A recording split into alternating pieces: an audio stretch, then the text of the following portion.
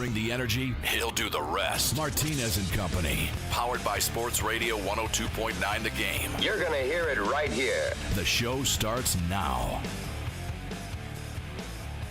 It feels good to see the world getting loose.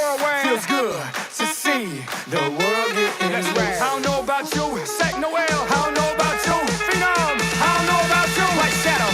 I don't know about you, but I feel good.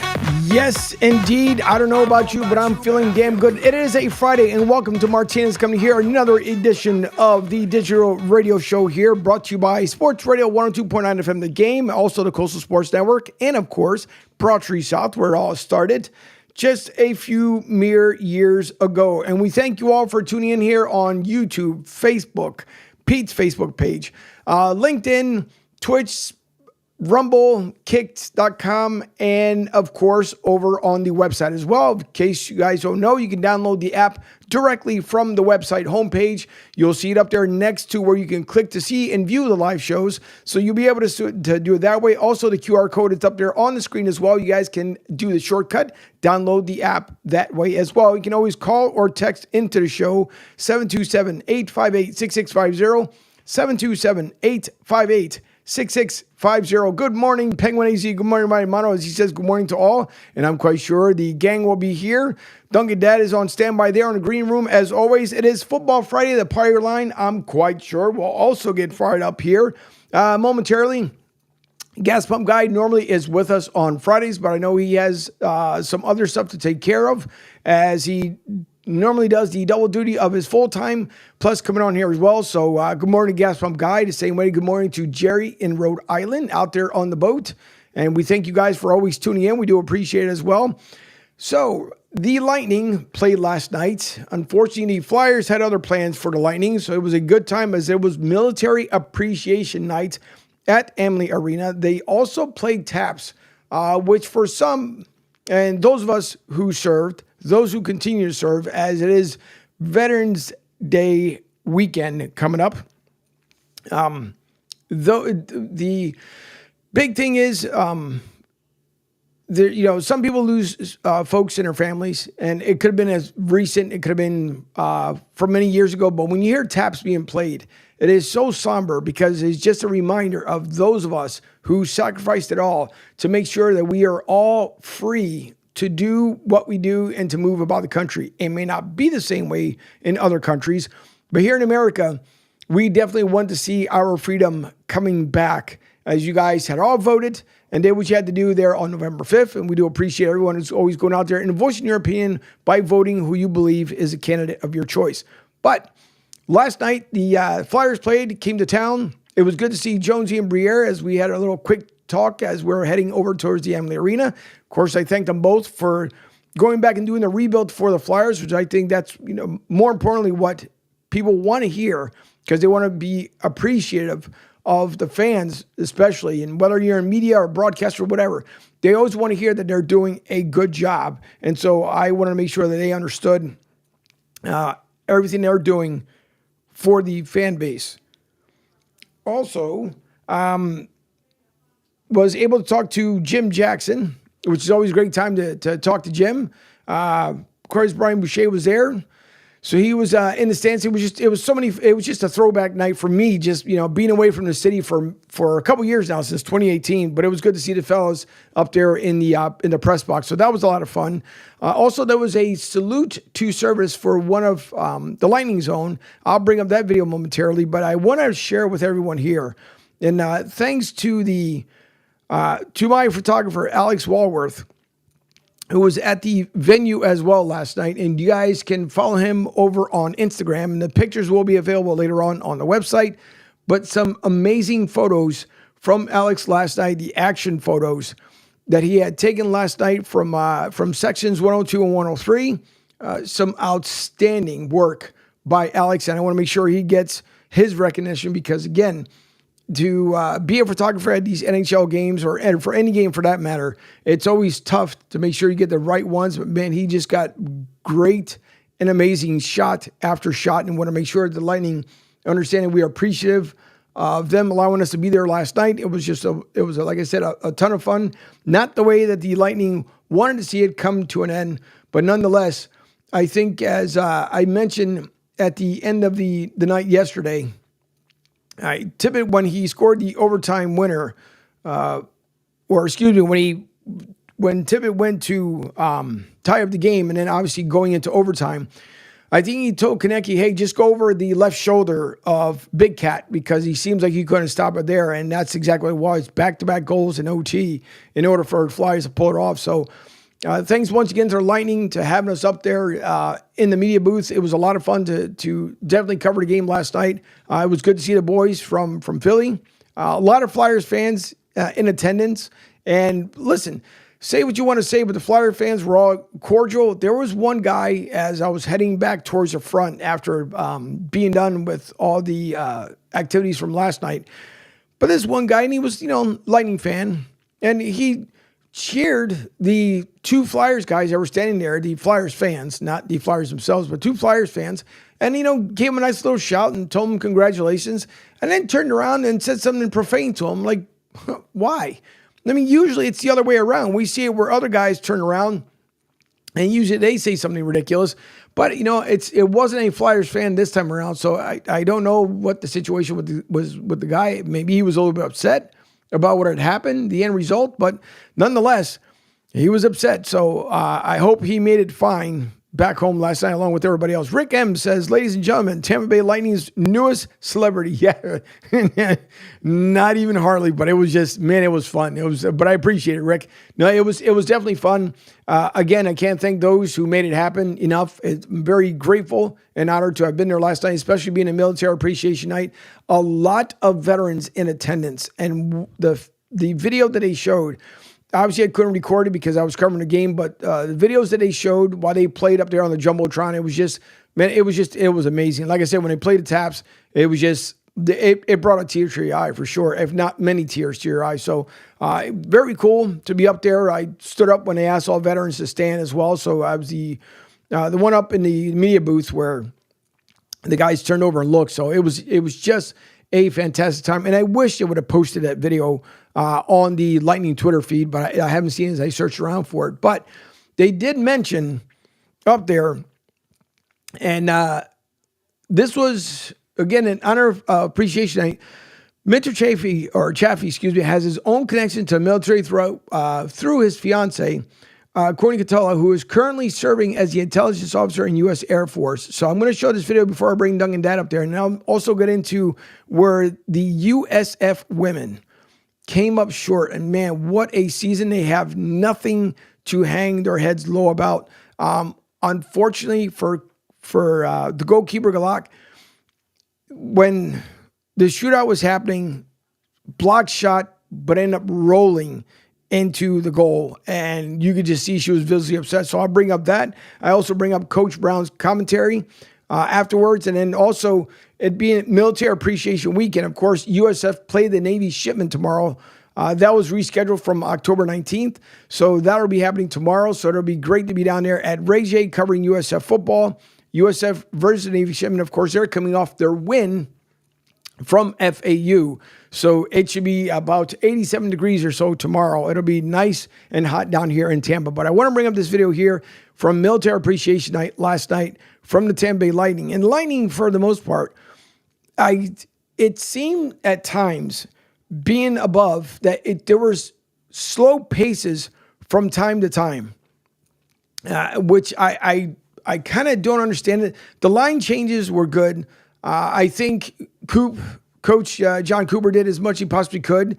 It was very, very slow going. Obviously, at the very end, where there was about 2 and some change left, as the Flyers ended up tying up, sending into overtime. But some of the exchanges last night, it just didn't seem like the Tampa Bay Lightning of old. Now, I know they're in rebuild mode. A couple of players obviously end up leaving. Stamkos being the biggest one, and you can see it definitely this season as now they take a 4-game losing streak on. But you can definitely see that without the presence of Stamkos, it has made a difference to this Lightning squad. So there's a lot of work to be done. They'll be back home again on November 14th. But until then, They got to find ways to be able to pull off the wins. And I just don't know. I can't pinpoint exactly. I'm pretty sure just like Coach Cooper, I don't know how to pinpoint of the Lightning struggles. And thankfully, it's early in the season. So it's not like they're doing well and we're heading into playoff push. It's just a very early portion of the season. I'm quite sure things will turn around and Cooper will get them exactly to where they need to be. But for the Lightning faithful that were there last night, man, it was tough to see not only the tie, but then the back-to-back goals that were given up by the Big Cat last night. But here is a video that I mentioned just a minute ago. This was from last night from the Military Appreciation Evening at the Amalie Arena.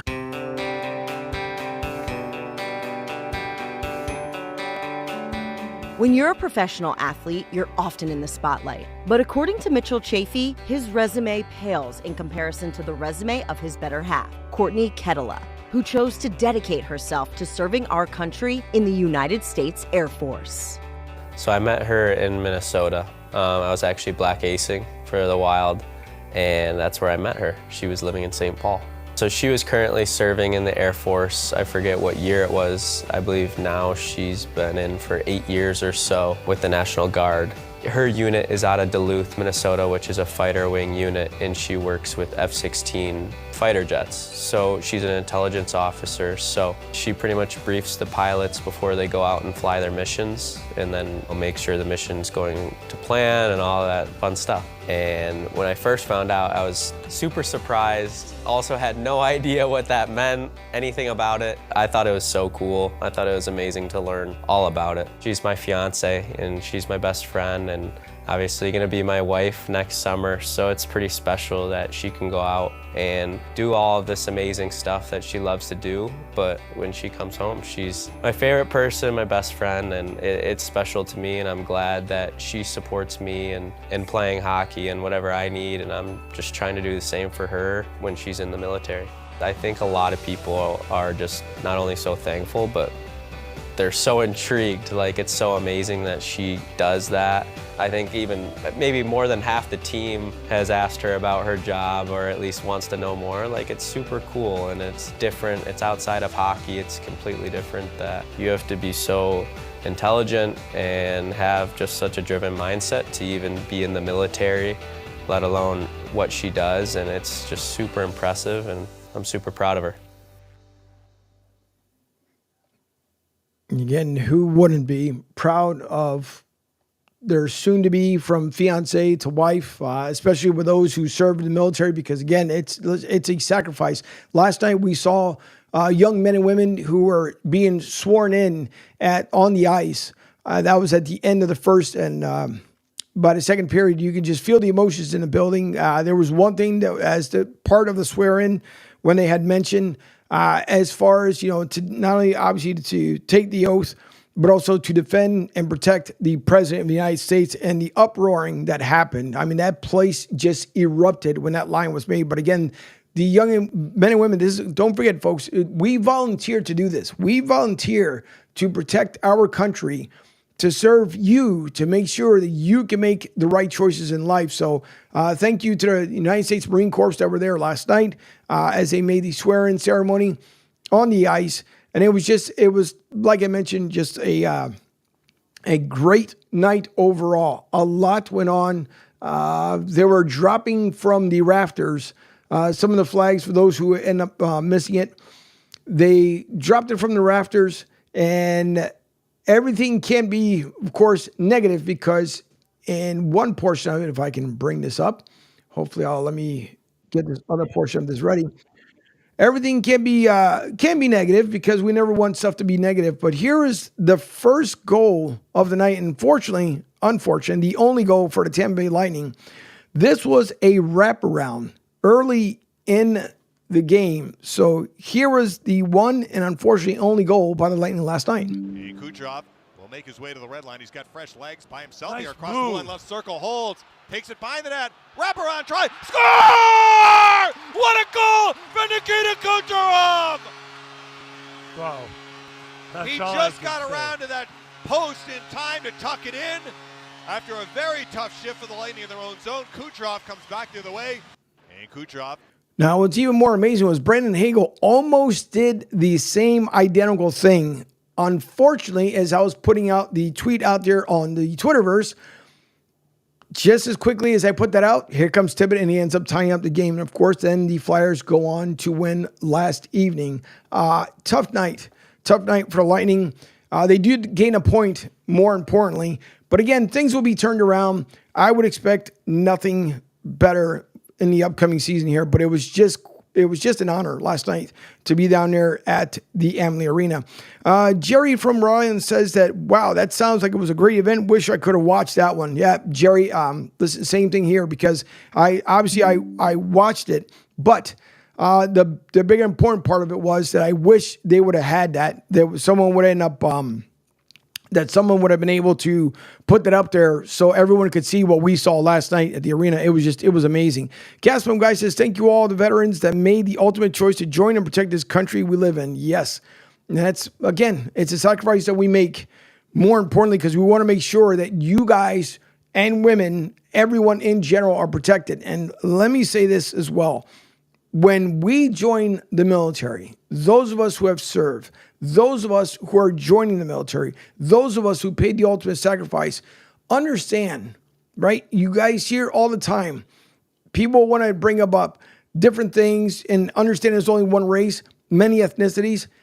When you're in and you serve, there is only one color, and that is a brotherhood and a sisterhood as well. That's the only color you see. There's no such thing as this, then the other. No, we go to defend our great nation, and it has nothing to do with skin color. It is because we want everyone to feel independent, where you don't have to travel from one state or another and showing passports or papers or documents. That's the reason why we pay the ultimate sacrifice. Do I agree that we need to be in every single country every single time? We're not the world police, and we shouldn't be the world police, but things will get better. And we're hoping to avoid any kind of wartime situations, and we hope the next upcoming president can do so. Gaslam Guy follows up with, he says, the Lightning will come around. Coach Cooper is good at making things work out, and he will. Again, it's a rebuild mode when it comes to the Lightning, because they had to meet under the salary cap requirements, so they want to make sure they did all the right things. And before I bring up Gaslam Guy, before I bring up Duncan Dad, I also want to quickly reference here, when it comes to the USF women's soccer team, came up short for the season, ended up 12-4 and 3, if I remember correctly. This was a tough one. And I'm quite sure at one point or another, I'll have Senorita Galak, the goalkeeper, on soon on the show, and hopefully with the other ladies as well. This one was a tough one. And in case you missed it, they were in the semifinals. All they had to do was beat East Carolina. Unfortunately, this happened at the net. To go to the championship. Turned in. Leaks through. These cardiac pirates find a way. East Carolina on PKs to the championship.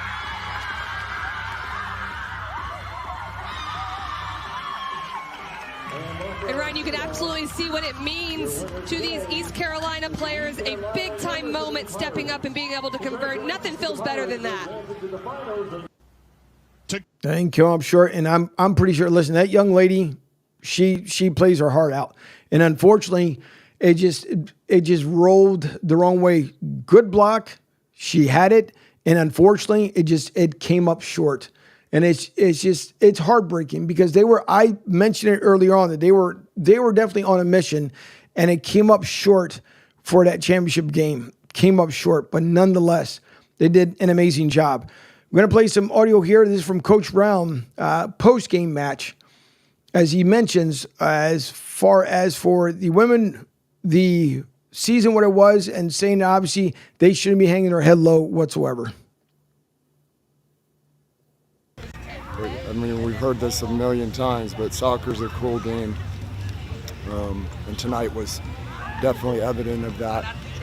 I couldn't have asked anything more from our group. We had a bit of a miscue, I guess. I don't know what I would call it on their goal. It was, kind of didn't keep our feet on a tackle, and then it slipped across. they maybe had it, but then didn't have it, and then we had a couple opportunities to kind of clear it out. It was just kind of one of those chaotic, kind of slow rollers that goes across the line. But I thought our goal was excellent. We had plenty of other chances. Their keeper made some very big saves in overtime. Anna hit the post. Sadie had that one where it got, pushed over the bar. So, 27 shots. I don't think they had one quality chance, and that's including the goal. But they were able to get it across, and that's the name of it. And kind of felt like they wanted to get to PKs. That was the goal at the end. And to their credit, they were great from the spot. And their keeper made the one save. So, that was the margin of error tonight. And just really, really proud of this group. Very disappointed for that senior class because they've been so impactful. And, the results, the string of, results and shutouts and just, the list goes on. And it's just a shame. I really do believe that we are an NCAA tournament team, and we'll have to wait and see what happens. But regardless of what happens, I couldn't be prouder of this group, and just really thankful to have this be the group that I started my, head coaching career with. So, and I told them that in the huddle, couldn't be prouder. They left everything out on the field, and the soccer gods weren't, in our favor tonight. That's it. So you can hear Coach here, and as he said, listen, those ladies did a ton for Coach for sure, and they did a lot for themselves as well too, because it was an amazing season for sure. If you didn't make it out to any of the matches this season, I would say to definitely go out next season. And the biggest crowd this year was with FSU, which was the home opener, which is the one game they lost, but then the rest of the season is, or the one match, that they lost, but the rest of the season, they just rode a tremendous high. And my hat's off to the ladies, because you could not have put a better squad out there. And yes, just like Coach Brown said, it's tough because the soccer gods, just like the football gods, you just hope, things go your way, they bounce your way, they roll your way. But unfortunately, it didn't for the USF women's soccer team. But nonetheless, they should be extremely proud of how the season ended up turning out. So again, Señorita Galak will be back behind the goalpost. We hope for next season. And to the seniors who are going on to graduate, thank you for just an outstanding season. And we hope wherever you end up, maybe some of you will end up here with the Tampa Bay Sun Football Club, but we shall see. So thank you to the ladies from USF, and wish the outcome was completely different, but it was heart-wrenching. And with that, I am going to bring on the Dunkin' Dad. No, not Starbucks coffee dad. No, not any other coffee brand dad. It is Dunkin' Dad. Dunkin' Dad. First of all, good morning, and thank you, sir, for joining the show today. Good morning, Angel. Good morning, Florida. Good morning, the Coastal Sports Network. It's a beautiful day up here in the Northeast. Happy to be on talking everything with you. Just a great vibe today. It's Friday, moving into the weekend, focus on thanking the veterans coming up. A lot of news to share about that, but let's get into it a little bit first, yeah? Yeah, it's for sure. Rick says, by the way, he'll be working a Navy flight coming in today at 3:05. Rick, it was fun when a couple years ago we were together over Tampa Joe. He was letting me know that when the Eagles had flown above us to get down there to Tampa in order to make it down here, and just for the disappointment nonsense of what is the Eagles. But nonetheless, it was fun to see Rick let me know exactly when they were coming, how they were getting here. Penguin AZ says, Dunkin' Dad, as he had mentioned earlier on, good morning to everybody. It is Football Friday. Last night, I did not get the opportunity of watching the Ravens game, obviously being down at the Amalie Arena, but man, what a game. Apparently, Cincinnati was up at one point, I guess 21-7, and the Ravens ended up coming back. I did see, though, the only kind of quick recap of Charlie Katz this morning was favorably, it seems like, I don't know, the penalties were, some people said it went the Ravens' way. I guess, for them to be able to win this game, I don't know. We hear all the time, Duncan, that there's always the fixes are in. And it makes me laugh when you hear stuff like that. But I mean, Cincinnati also is not having the best year. So I can't say myself that the fix was in. I have no clue whatsoever. And it could have been, but nonetheless, Ravens squeak out the win 35-34. I don't know if you were having to catch the game last night, but I guess you can give us a kind of a quick recap of what happened. The quick recap that I saw was up until about 5-6 minutes into the third quarter. And then I was like, I got to call this tonight. So I'll catch everything in the morning time. But from my summarization, there was a roughing the passer call that should have been called against the Ravens, and it wasn't. There was also, I must say, it was like a defensive holding. DPI was sort of like in that mix. That wasn't called as well. To be honest, though, you score, 6-7 touchdowns apiece. I really can't get in your way of there being a call going one way or the other. Big plays. There was a 67-yard touchdown. There was a 80-yard touchdown catch. There was another 72-yard, like big touchdowns. And that's either because the defense got blown, just completely out of position. That happened on the Jamar Chase long bomb. But on the other ones, you had crossing pattern. Chase takes it, weaves his way through, and then the young kid, I believe it was Wallace is his name, for Baltimore, correct me in the chat. He took one on the outside. It was just a little 5-yard out to the boundary. 2-3 missed tackles down the sideline he went. So, people make these tackles, completely changes the game, completely changes the dynamic. They put another guy over the top, that long play goes away. So do I think there's a fix in sometimes? Yeah, I think so. I think the NFL would love to see Lamar Jackson versus Pat Mahomes in the AFC Championship game. I would watch. I'm sure you get more of the casual fan to watch that as well. Overall, though, good, entertaining game. The Bengals were, I think, plus 245 going into the game, but the spread was only, I think it was 1.5. So if you took the Bengals with the points, winner, chicken dinner. The whole controversy about Zach Taylor in the Nick Sirianni conversation, going for two, not going for two. You're on the road. You have some momentum. You kind of feel like you're being squeezed a little bit by the refs all night. Go ahead and take the shot to win the game. They go ahead right there and they win that game.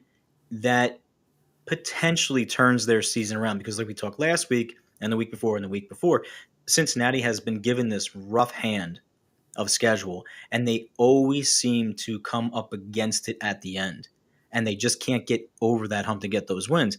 You take the extra point, then it's a coin toss, right? Then it runs in the same situation you have with Tampa Bay and Kansas City on Monday night. Now people are saying, yeah, go ahead there. You kick the extra point. You roll the dice. You don't go for two, and you played out. That's potentially a really good argument just for the fact that they've been going back and forth the whole game. And, yeah, you're probably on a coin flip, but a 50-50 chance as opposed to I either make this or I don't make this, and the probability of making the 2 points, analytics this, analytics that. Not so sure I'm going to be that guy who's saying, I'm on the road, I'm going to go for the win. I have this momentum right now. He still has time on the clock. He still has timeouts. I don't know.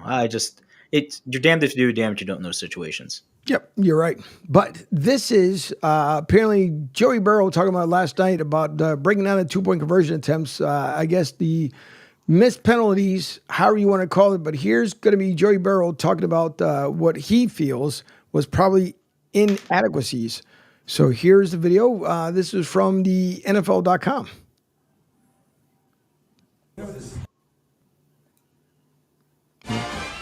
So that's what happens when you mute it, and then all of a sudden it decides it wants to play that. Well, we'll wait for the ad to play through, and then hopefully they'll come right back. It's one of those things, unfortunately. They're not in that position, though, to have to go for two. If they are in the position to go for two, if Tucker doesn't miss an extra point early in the game, which is almost unconscionable to think Justin Tucker, like best kicker probably in NFL history, missing an extra point. And that right there gives them that little space of like, okay, we would have had a 2-point lead. Now we just have a 1-point lead. We're down one. So when we recap it, now we're in the spot. All right, well, and unfortunate what I wanted to play, thanks to, let's see if it'll do it again. This is such a pain. I love when things work out the way they're supposed to. And then other things when it drives me bananas. So here comes another ad. I'll wait for this ad to go away once again, and then we'll bring it back.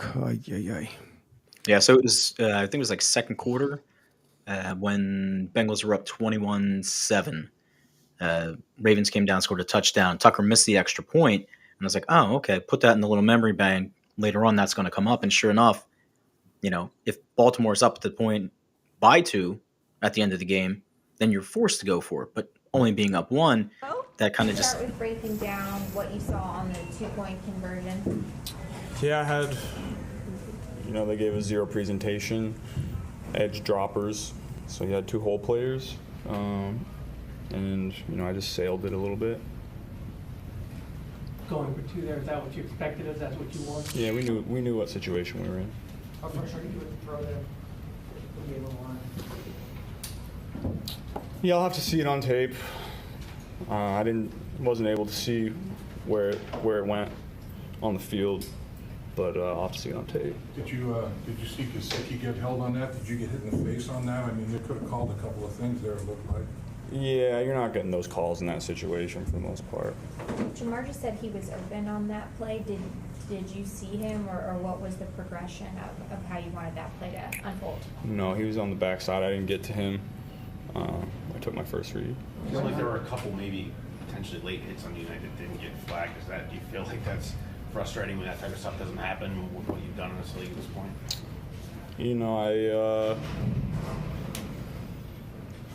I feel like I've never really gotten those calls, so I don't really expect that. I felt like there were a couple that were close, but again, I don't expect those. You had the message after the Raiders game about the expectations and the standard and improving. You feel like the team responded to that, and you feel like you guys showed progress today and just didn't get the result? Or didn't get the result. That's what matters. Jamar just said, Joe, that when you and he screwed. So obviously, visibly upset he was. Wait for the things to come back here. Focus upon the attention there. He was visibly upset being Joey Burrow. I don't know what else to pretty much say when it comes down to it, because he's just, you obviously did win some to lose some, but unfortunately I missed out on the game last night. But listen, it's again, I don't want to hear what people say where the fix is in this, that, and the other, because you have 60 minutes to win a game. If you're up by a handsome amount, being 14 points, 21 points, or even 3 points, you got to find ways to win the game and close it out. So the Ravens, even though they struggled with what it seemed like throughout the game, they ended up coming back to win that one 35-34. Not bad as far as the uniforms weren't bad. That goldish kind of purple, that was pretty neat. But two things. One is Mike Fuji's on the line with us as well. And, of course, joining us here from Bees World is Jay on a Friday here. So it is a full plethora of people on here. First of all, let me say before I say hello to you, B, Fuji, how are you? Good. I'd like to say hello to you, Angel, Jay, Duncan, Dad. Wish everybody out there a happy early Veterans Day coming up. Thank you to all the military for your service, past and present. Angel, how are you? I am good. Last night, and thank you, by the way, Fuji, for that, for all the men and women out there, but I'm good. Fun times last night at the Emily Arena. It was a great time up there in the media booth. It was a lot of fun. We'd hope to be able to do it again sometime soon, but it was a ton of fun. Thanks to my official photographer here on Sports Radio 102.9, Alex Walworth, did an amazing job. In case you guys missed it earlier, the pictures will be up a little bit later on the website. You guys can check it out on the AW photography tab, along with the game action from last night. And then, of course, you can follow Alex as well on Instagram at AW Photo.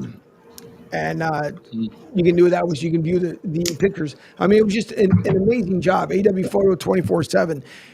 Alex, he's tremendous. So I really appreciate what he did last night for the work. And I'm pretty sure for not only the Flyers fans, but the Lightning fans who are going to end up joining the pictures. But it is Football Friday nonetheless. We'll get into our picks here in a little bit. But the one thing, before we even get into some of the Eagles talk and everything else, I try my best. Honestly, when it comes to Philly, I try my best not to be too much down on them.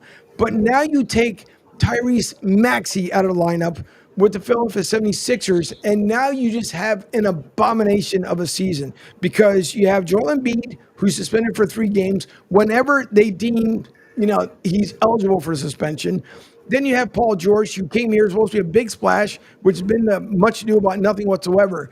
And now the Sixers are just, I mean, it's early on in the season, and we have now our top leading guy out with a hamstring injury. So I don't know what's Nick Nurse. We talk a lot about Nick Sirianni, but I don't know what's going on with Nick Nurse. Fuji, have you heard any major grumblings as far as up there locally in Philly? No, I haven't. I mean, it's, just, like you said, you brought Paul George in to be the big splash and be on a suspension. Now Maxey out with a hamstring. I mean, the guys on the bench aren't playing bad, but it's just a dumpster fire in the 24-25 campaign already. I mean, the rumor is Embiid's supposed to be back Tuesday against the Knicks, but with his injuries and whatever the hell's going on with all the dramatics, putting his hands on Marcus Hayes, it's just crazy.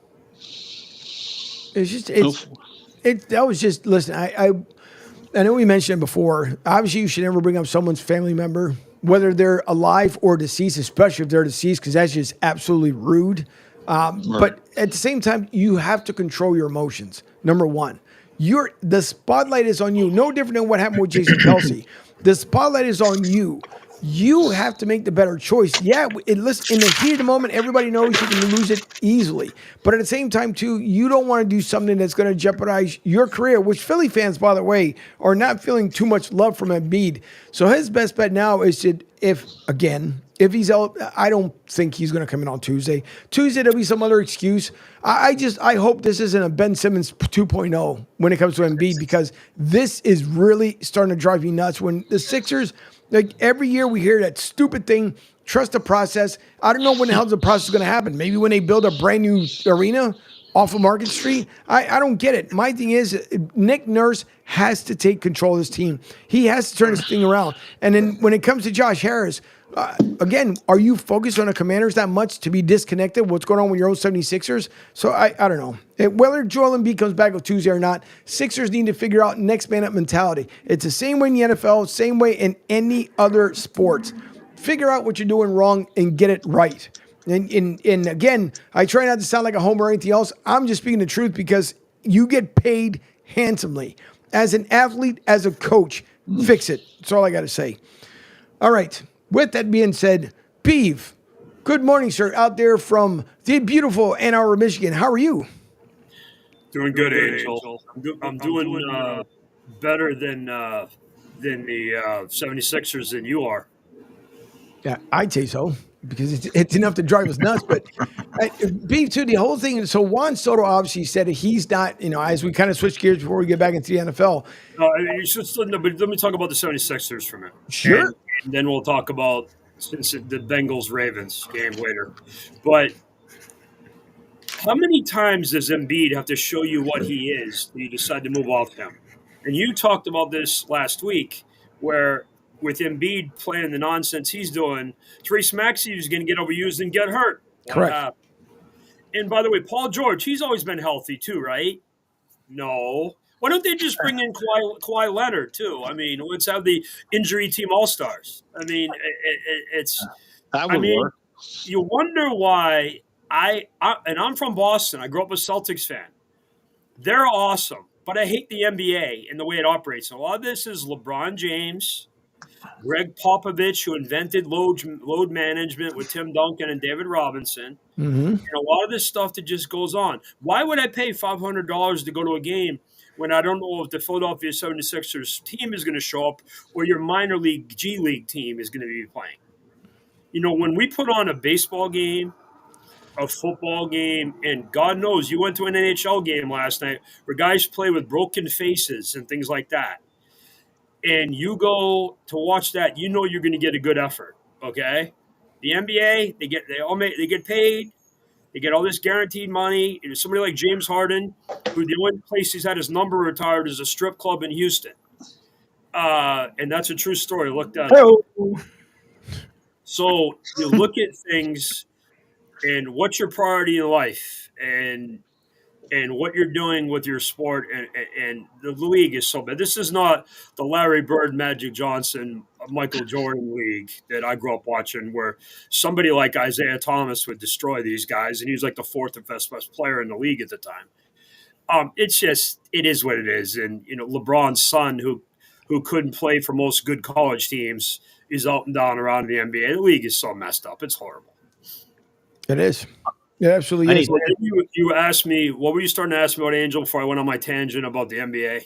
And by the way, I think Jason Tatum's a loser. I don't like him, and I'm a Celtics fan. Well, listen, if we're going to bring back people back, why don't we? I'll take Jason Tatum straight up for. No, because you have it's like, but the difference. It's not like you're going from Denzel Washington to Tom Cruise. You're going from Carrot Top to somebody when you have Joel Embiid as your best player. So that's the.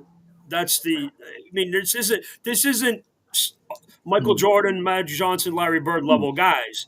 They all get paid. They think they're the second coming of Christ, and they're not. And then they start dicking around with the schedule. How many teams has Kawhi Leonard been on now? And how many teams has he tanked? I mean, he won 1 year in Toronto. Wow. And wasn't that during COVID? Thanks to Pascal's, what's his name, Sibak or whatever his name was. Siakam. Siakam. Yeah, that's the reason they won that championship. I mean, and they picked the idiot on the Olympics team, and then he gets hurt, and then they screwed Jaylen Brown over. So I mean, it was ridiculous. Go ahead, Duncan. Go ahead. There was an article, real quick, Angel. There was an article that came out via Brian Windhorst of ESPN. Shout out to the mothership, and he said that there was a West Coast executive that has described the Sixers organization as the LA Clippers of the East. And I need to know, Beav, is that you? I believe it. Were you that executive? Would that require me that I watch the NBA for more than 5 seconds? Yeah. In today's day and age, no. That's probably 4 seconds more than I've watched the NBA this year. So I mean, and the Celtics are awesome. I mean, I grew up with Casey Jones's family living in my hometown. Oh, so I mean, it was. I can't watch this crap. I have too much. I'm going to be 53 years old Monday. I have more better things to do in my time than worry about whether Joel Embiid's little boo boo on his knee is okay and he can come out and play. I mean. Yeah, we know you love the NBA. No, I don't. No, I don't. Don't even say pretend. He's got a season ticket down there at the Palace. We know you're glued to that NBA TV 24/7. I would rather watch Michigan State football playing a bowl game than watch the NBA. That's how much I hate the NBA. And a lot of this is Adam Silver's fault, but that's a whole other story. Now, Angel, you asked me about Juan Soto. Continue. I'm sorry. Yeah, no, with Juan Soto, he's, he keeps using past tense that, it may have been the last time that he's played in pinstripes. Juan Soto, everybody knows. You say that's the last time he's playing in New York, though, Angel. That's the important part. Right. Because who knows if the Mets decided they want to, bring him from across the Bronx. So, leave the JV team in New York for the real team in New York. Yes, you continue, Angel. Go ahead. Yeah. So the unfortunate part is that he's looking. Everybody knows he's looking for his last big payday. Because now we're getting down to the point where we're doing 10-year, 12-year contracts. He's probably looking to push a 12-year contract somewhere up there, and what, $340, $420, $500 million, which is, again, those savings get passed money in with Steve Cohen's money, but continue. Go ahead. Yes. But you're going to have, what's going to end up happening is you're going to have all this money that the savings always gets passed on to who? The consumer, us baseball fans have to go and pay these exorbitant amount of money of tickets. That's why to me, with the same way with the NIL, love that the kids are getting paid, don't get me wrong, but I want to see when does that start reflecting on college team tickets? Because depending on what team you follow, of course, you follow the Tennessee Volunteers, you're going to be paying more maybe than, a UCF type team. So, as I skated around USF, because I'm not going to talk bad about my team, but, I'm not talking bad about UCF either. But, it's a big difference when it comes to the amount of money that comes in there. I get it to a certain extent, but at the same time, too, let's just say, I don't know, just out of the clear blue, the Cincinnati Reds, which I know won't happen, but the Reds say, you know what, we're going to pay you $410 million for the next 10 years. Okay. First season. Where do I sign? Where? When? Yeah, no, that's exactly it. Oh. But the other thing is that about somebody else. I take 410 to go to Cincy. I would too. Don't get me wrong. Dunkin' Dad, your donuts places there. I'll bring you too. Foods, you want to leave Philly? I'm going to Cincy, baby. See, hey, we're on the Everyone Cincinnati. has Exactly. a There you price. go. You gave it to me. Everyone has a price. Like the $1 million. Mine is $19.95 in 4 installments, but that's No COD. yes. No, I read an unconfirmed report this morning that the rumor is the Yankees are going to offer 13 years for $575 million. That's what I figured. It's just stupid. Honest to God, it's stupid. No person is worth that amount of money. I'm sorry, they're not. Oh, Angel, you and I are, but don't tell anybody. Yeah, well, that's true, but it's insane. How do you explain that to a fan base? Jay has to know this, right? I mean, like the valuation that you're going to look at someone and pay out for them has got to reap its benefits plus years at the end of that contract. Now, you look at someone like the dude over his shoulder, or you look at these institutions, Michigan, Alabama, Georgia, Texas. Right. Yeah, this guy. Yeah, exactly. I mean, ring guy. Just say 7-ring guy. 7-ring guy. Yeah, Tom, let's go, Brady.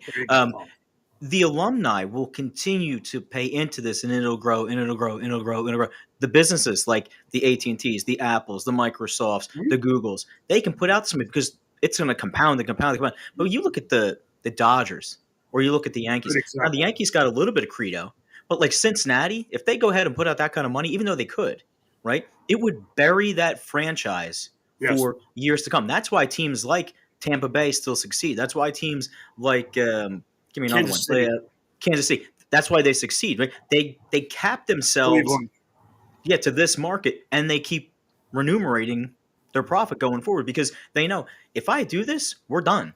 We will, in effect, we'll bankrupt ourselves.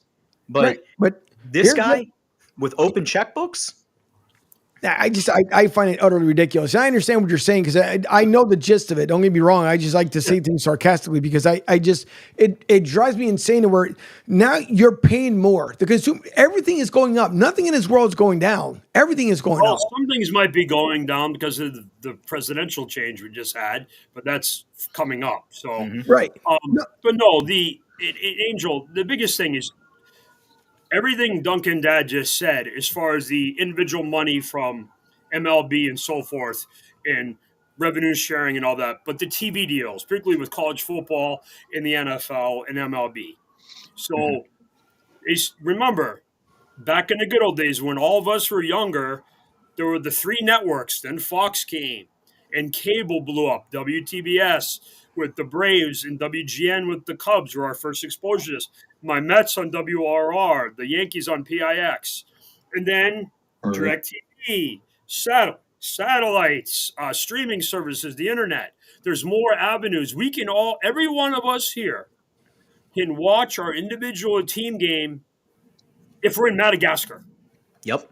Yeah. I can watch the Mets in Madagascar. Right. If Fuge and Duncan Dad get called by NASA tonight and they say, listen, we're going to send you to Mars, but you can watch the Phillies, the Flyers, the Eagles, Game of Thrones, and what's the Kevin Costner Western show? Yellowstone. Kathy, my business partner, is going to shoot me that I forgot that. You can watch whatever you want. You can go whatever you want. But that's the way we're mobile. Everybody can watch. So they get more revenue streams. DirecTV used to pay them. Now all these other guys pay them. So there's more money and there's more revenue. And the other thing is, if you don't think, you mentioned Tommy. Hey, how the Patriots doing since Tommy left? Well, yeah. The Kansas City Chiefs are making a little bit of money with Pat Mahomes. And by the way, when was the last time the Cincinnati Bengals were on TV all the time before Joe Burrow was there? And they've had good teams with Andy Dalton and Carson Palmer and going back to Boomer Esiason and Ken Anderson. So, I mean, they long time. The money you pay to see stars. David Stern taught us this. Magic Johnson, the LA Lakers, Larry Bird, Showtime. it's Michael Jordan and the Bulls, Isaiah Thomas and the Pistons, Dominique Wilkins and the Hawks. You sell the stars. When you go to a movie, you might not know the name of the movie, but you know Denzel's in it. You know that Tom Cruise is in it, that Tom Hanks and Harrison Ford, whoever else you want. The Rock.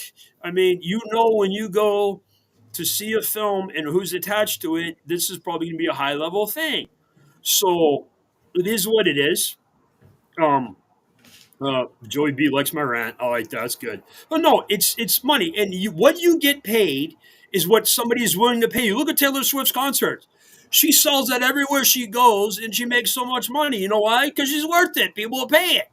It's not. It's no difference. Now, it works the other way, because when you're a really bad player and you make a lot of money, like, say, Javi Baez, there's other guys. I mean, we can all pick a guy from each of our favorite teams. Danny Tartable. Danny Tartable. Yankees. But no, they probably had worse. Hideki Arabu is one that was really bad. No, it's just again, it's a triggering mechanism that to me. Jason Bay on the Mets is one. Yeah. Jason Bay was horrible on the Mets. Speaking about Jack McDowell on the Yankees, flipping the bird. Hey, flipping the bird, baby. Yeah. What about more recently? What about Jacob deGrom? Right. Well, not on my team. My team not fired. On your team, no. That's what I'm saying. No, but that's an injury. That's an injury thing. He was good, obviously. Well, but Max Scherzer and Verlander on the Mets at the end, they were both always hurt. Between injuries and somebody hit me overhead, if I don't get to this, I'm pretty sure those who end up paying the bills around here are going to cut me off. So with that being said, we're going to go into our first commercial break. It is 11:18 here on the East Coast, 8:18 on the left coast. And listen, folks, don't get upset. God, it drives me bananas when you guys send messages. Well, you got to call it the left coast. It has nothing to do with politics. It's the left side of the United States. Jesus, when you got to start explaining stuff, it drives me bananas. So, you don't have to call it the left side. Yeah, whatever. It's the left side, west side. Jesus. Same here, like here in Florida. People say, where do you live? On the west coast? Okay, if you call the other side of Florida, the left side of Florida, west coast, sure. But nonetheless, anyways. Just say the west side is the best side. That's all. Apparently, that's what I should start saying. All right, well, we're going to take our first break here. Don't forget, you can call or text the show 727-858-6650, 727-858-6650. We'll get into our Friday pick soon as Penguin AC sees his West Side Yo, and we'll get into Joey B's other comments. He had a question up there for Beeve. So when we come back, we'll get into that. It's going to be a very short break. We'll be back. You are listening to Martinez Company here live on a Friday in Tampa, post-Lightning, which they should have won, but they gained a point. Nonetheless, we'll be back right after this. Hi, folks. This is Gerard Moynihan of Moynihan Lumber, and I would like you to know that our company has been selling Anderson windows for over 60 years. See the complete line of Anderson windows at any of our 3 locations in North Reading, Beverly, or in Plastown, New Hampshire, or at MoynihanLumber.com. What's up, Southwest Florida? Jimmy the Beef Guy here. Fort Myers, we answered your call. We're pumped to announce the opening of our second location. It's on 41 just north of the Edison Mall. And guys, nothing's changed here. The beef, the sausage, the breaded steak, our Maxwell Polish. Now serving you in 2 locations, Fort Myers and Bonita Springs. And don't forget, if you're having a party, check out our catering menu. Hey guys, when you're at the counter, don't call it Gardenia. It's pronounced Jardiniere. Phil Castanetti Sports World in Saugus, Massachusetts is New England's place to buy or sell the finest in sports memorabilia. For over 35 years, Sports World has offered the finest in sports collectibles. Last month, you might remember Tim Thomas, legendary Bruins goalie, returned on October 5th. What a turnout it was. And now a new event coming up. On Saturday, November 30th, it's Willie O'Ree, yes, the original Jackie Robinson of the National Hockey League. He'll be signing autographs to the public, $25 each. There'll be photos, pucks, and cards available. Phone orders are welcome. Just call 781-233-7222 for more information. Sports World in Saugus. Be there. Hey, everybody. It's Pete Shepard from the Coastal Sports Network. Want to tell you about my good friend Lou DiMuzio and his company. Lou is the president and founder of Ace Technology Advisors. They're big-time tech specialists. At ATA, they're able to craft, implement, and manage the best and most appropriate solution for your business. They leverage their industry-leading experience and their portfolio of technology partners to improve your best practices and infrastructure. So you can get a hold of them at 888-599-4223. That's 888-599-4223. Check them out on their webpage, www.acetechadvisors.com. That's www.acetechadvisors.com. Or you can email them sales@acetechadvisors.com. AceTech.com. Check out my friend Lou DiMuzio and Ace Technology Advisors. Ion Tampa Bay is the latest news, weather, and traffic for Pinellas, Pasco, Ellsboro, Hernando, and surrounding communities. Stay connected on X, Facebook, and their website, iontp.com. Ion Tampa Bay keeps you informed on breaking news as it happens. Southwest Florida's newest game in town. Sports Radio 102.9, the game powered by Ion Tampa Bay. We'll be right back. Download the Sports Radio 102.9 FM The Game app and tell your friends that Florida has a new leader in digital sports radio. I'm wide awake, and all the voices in my head wanna play. You gotta take me to the place where the bass and all the hidden ways unfold. Rhythms in my eyes get to deep. All right, welcome back. It is Martinez Company here, 11:22 on the beautiful eastern coast side of North America. We do appreciate everyone who's tuning in. Don't forget you can call or text the show at 727-858-6650, 727-858-6650. I've noticed that obviously someone took the Joey B comments literally as he decided to switch his hats from his usual baseball cap now to his cowboy cap. So what's with the change there, Beef? Well, I somehow, of all people, that I did not remember the name of the Kevin Costner show on Netflix, the cowboy show. Yellowstone? I bet Yellowstone. Kathy, my business partner's favorite show. So this is my penance. I have to. Well, if you've seen what's under, this is an upgrade too. But yes, it's there we go. I can't believe I forgot about Yellowstone. But yeah, so we're going with the cowboy hat from my friends at Twisted Tea, where I work. They're one of our distributors. So there you go. I get all kinds of props and toys for my job. So this is one of my props and toys. And free advertiser for Pizza House, where I work. Here we go, baby. So there you go. By the way, Joey B had a question for you earlier. He said, how many Duck fans did you kick off your lawn last week? They were actually really cool. The funny thing is, with just about every fan base except one that comes to Ann Arbor, they're all pretty cool, even the Ohio State fans. You can figure out what fan base is bad. They're also green people, like the Ducks. But the Ducks were cool. Texas was great. USC was great, and they spend a lot of money. They were cool, but no, the Ducks were cool. And listen, we're having a bad year. Their coach talked a lot of noise and posted some stuff on social media, and we'll deal with him when we reload our team. They haven't done anything close to what we did last year when we won the national championship and destroyed everybody. They lost twice to the team we destroyed in the national championship game. Lanning might want to remember that. But, it is what it is. They got a really good team. They bought their team. They brought in the quarterback and a couple of the receivers. We could have done that. We didn't do that. But, hey, whatever. We won our natty. They can have their fun. Yeah, that's for sure. That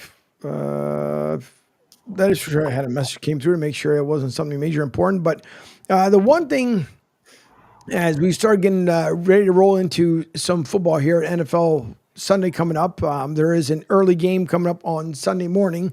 But unfortunately, if you look who's in it, it is unfortunate. I mean, it is unfortunate, but it's bad car accident is what it is. But it is. I mean, it's the Giants in the Panthers, but and listen, they're not giving up on Bryce Young yet. So the good thing is they just haven't publicly done it. Yeah, but I don't think he's going to be on their team next year. Oh, he probably won't be next year, but at least for now, they're keeping him around. At least give him another start. You can't turn around and just Anyways, they just can't give up on him. The kid's confidence is already shot as is. You brought the stepheaded, the redheaded stepchild in, and he was supposed to be, I guess, the savior of the Carolina Panthers, but it still goes back to their owner. Their owner is, anyways, I really don't want to go off on the Carolina Panthers because if you're looking at, this is what you drafted. And it's easier just to turn him, let me just go throw him in a closet with the other toys, and then I'll bring him out at the end of the season, and then, end up playing with him again because it doesn't make any sense. But Carolina ownership just absolutely stinks. They need to get it together nonetheless. And by the way, Mike Fuji being a wise guy here, as he sends a message out there as he's on the phone over to Joey B, says, figure out a name for the Netflix show. LOL. That's this guy. I tell you what. Beeves. So here's your name. Beeves and the Fuji from the porch. Be famous. Yeah, apparently.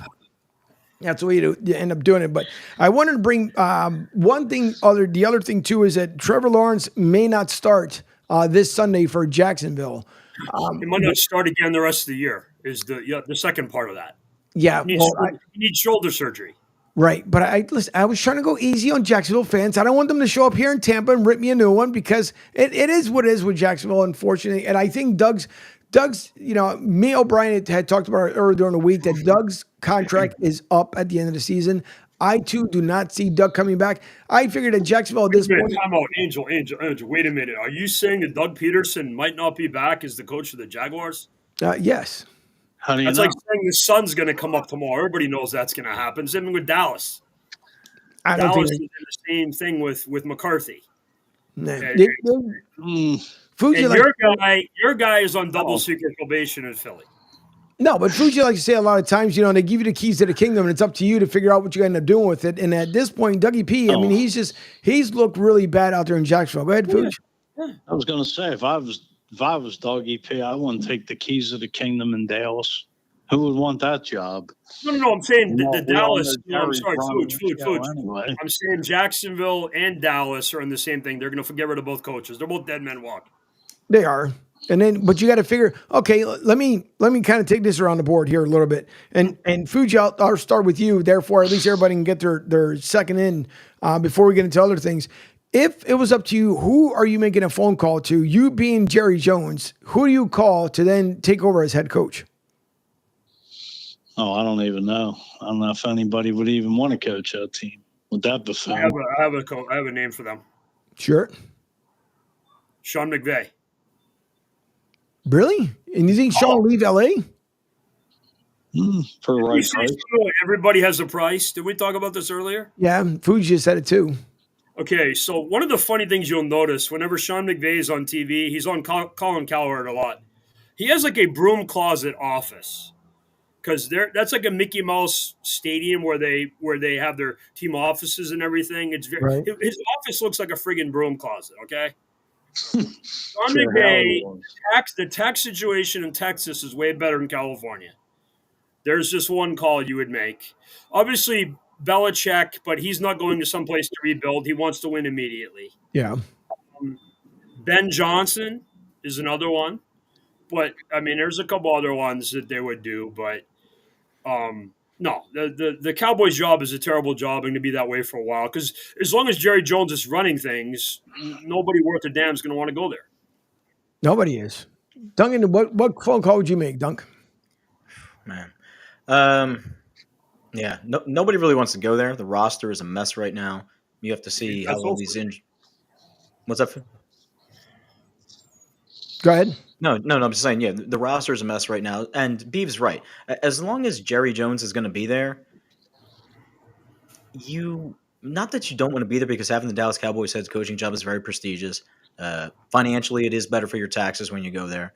But is this coach going to be the guy? No, like they always said, like in coaching and in relationships and business, be the guy after the guy, right?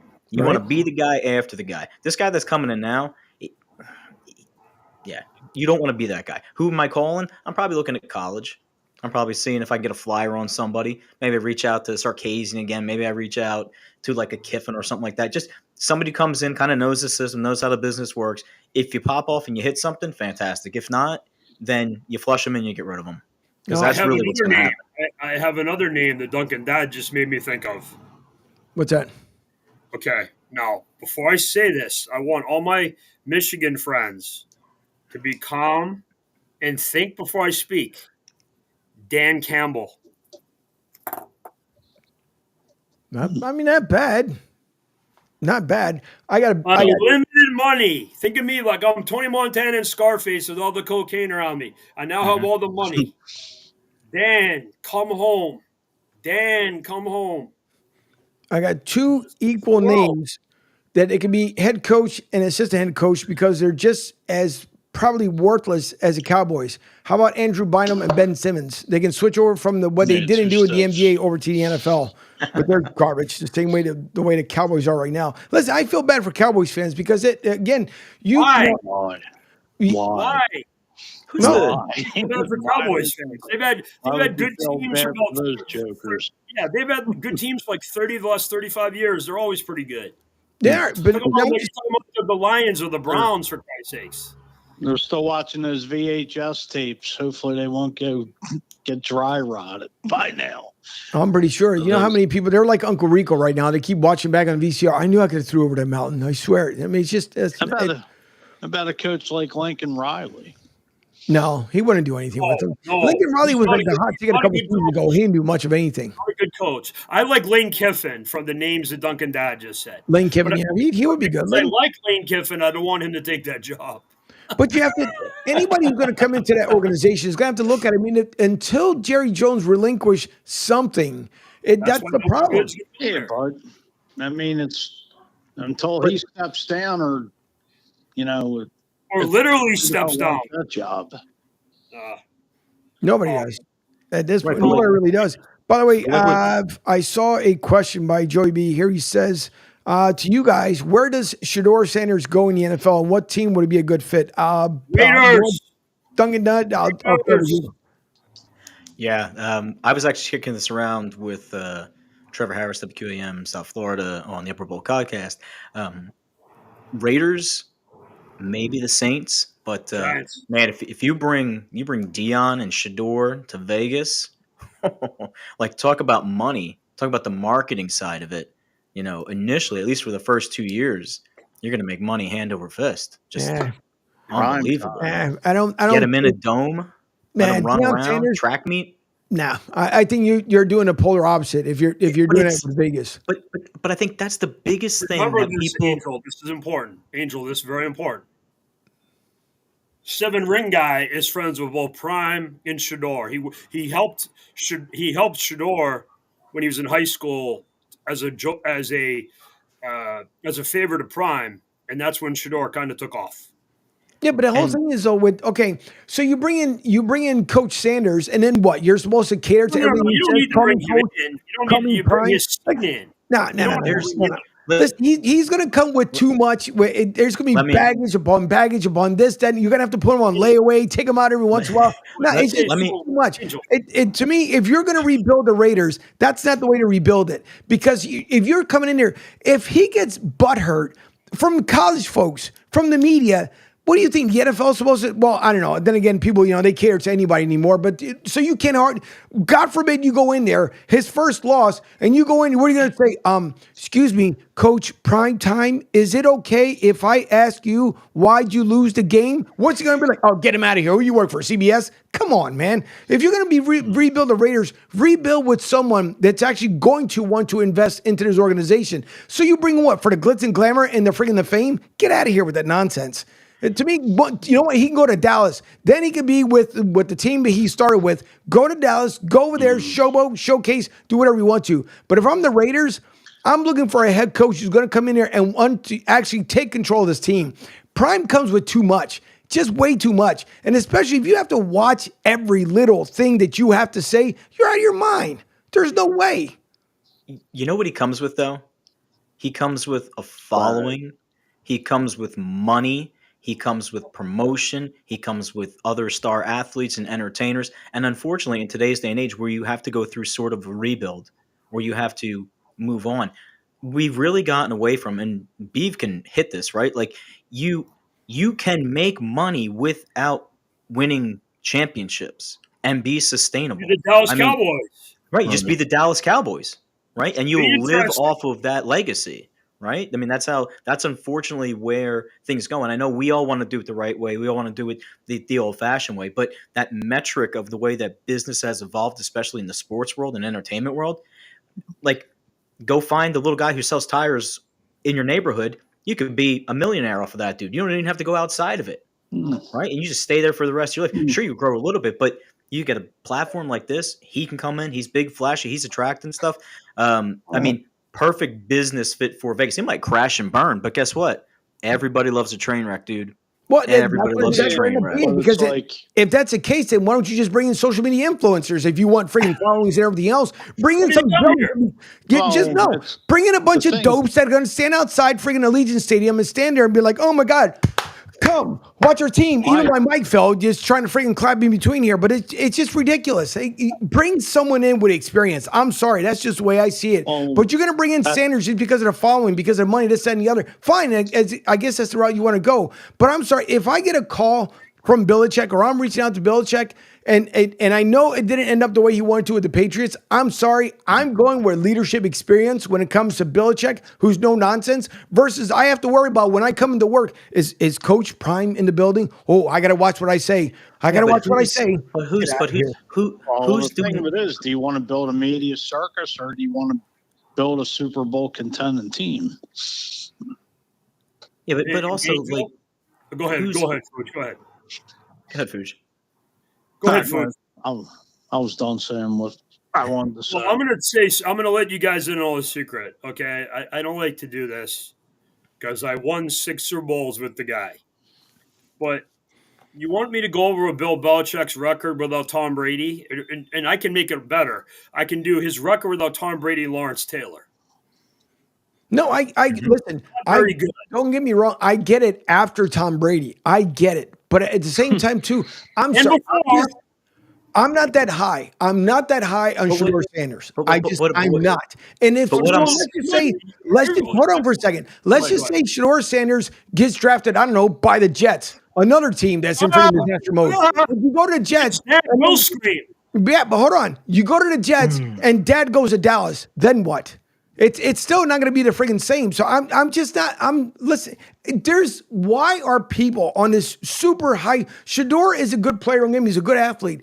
To me, in my opinion, it's just that 1-2 combo. It's gonna come with two. If that's the case, why don't you just call up Angel Reese and throw Angel Reese in the mix too? Because if you want drama, just throw it in there, right? So I'm not sold on the whole thing, but you got to have prime time and you got to have Shedeur on the same team because that's what's going to get you. No, all it's going to do is bring people in there. Prime, can I get a picture? No, hold on. I brought my social media influencer. Here's this dum-dum. He's going to tell you about why you need to. Come on, man. I want winners. That's what I want. Right. And as much as I guarantee no one could probably bet the house and the rent and all the stuff on the fact that, TB12 is all about winning, there's a part of him that I'm sure recognizes this is a business and it's going to take some time for me to build this up. So in the interim time, while I'm doing this, why would I cut my nose off to spite my face and not make some money? Like anywhere these two guys go, either as a combo or separate or all draft day drama kind of stuff. Because if Elway can do it and if Eli Manning can do it, I am damn sure that Deion Sanders can get his kid to go wherever he wants to go. No, I understand that too. Don't get me wrong, but if you're just focused upon the money while you're trying to rebuild, then to me, like you're doing it for all the wrong reasons. You should be looking for championships. You should be looking for a reason why you want to go to playoffs. But you need money and capital, especially in a declining franchise that has already been relocated 3 times in their existence in order to sustain yourself. I can't pay Max Crosby. I can't pay Devontae Adams. I can't pay Derek Carr to stay in my city. Then what do I need to do? How do I fix that? Right? How do I fix that? Not to interrupt you, but they're still paying John Gruden. Right, they're still paying Gruden. Like you see what happens now in Dallas. Dallas, we're like, yep, we're gonna pay Dak $324 million. And guess what happens? Now he's hurt, he's out for the year. Parsons is out for the year. They're still on the hook for that money. Pollard left town. Like it's a dumpster fire in Dallas. All because of, like B was saying back then, like we've talked a million times, this guy is making business decisions based off of like, it's just like the late 90s and the early 2000s, and we're so good. No, you're not. Because everybody in the league, that talent level has plateaued. Everybody's here now. Everybody's here. You get 1 or 2 teams that peak. And as long as you can, now for your right, stay healthy, run a good team, have a good culture. Like that's the mismatch and the bastard. Hold on. You just said culture screwed. Right, but you just said a key word was culture. So what kind of culture are you right? But what kind of culture are you going to bring? Because you already see, listen, there's no one that's going to tell me on Colorado. Colorado fan base is pretty much tired of just having to deal with what version are we going to get this week? Why should you have to look down on pins and needles because you can't say what you want to say? Angel, have you noticed Colorado's pretty good now?